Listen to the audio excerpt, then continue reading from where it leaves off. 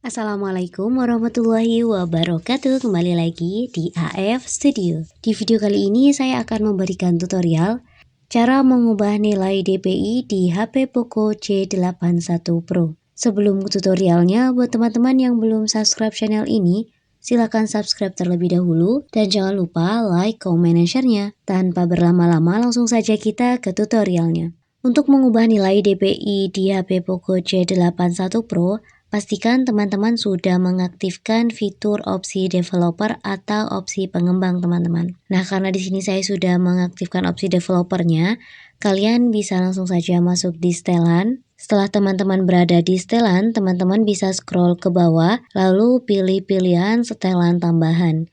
Ini ada setelan tambahan, kita ketuk seperti ini teman-teman. Kemudian di setelan tambahan, kalian bisa scroll lagi ke bawah, di sini ada opsi developer.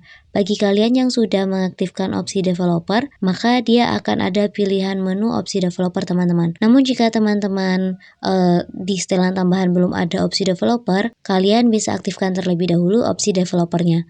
Kita ketuk opsi developer di sini. Kemudian di opsi developer kalian bisa scroll ke bawah pelan-pelan saja dan kalian pilih menu lebar terkecil teman-teman. Pelan-pelan saja karena di sini banyak sekali pengaturan lanjutan dari HP Poco C81 Pro.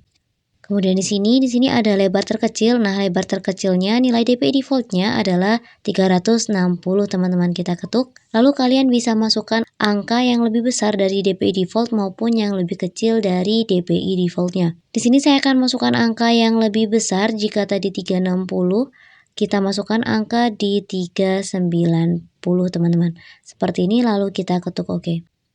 Dan perlu kalian ketahui, ketika kalian memasukkan nilai yang lebih besar dari DPI default, maka tampilan layarnya akan semakin kecil, dan sebaliknya ketika teman-teman memberikan atau memasukkan nilai yang lebih kecil dari DPI defaultnya, maka tampilannya akan semakin membesar teman-teman. Kita bisa lihat di sini tampilannya sudah mengecil. Kemudian sekian video tutorial dari kami.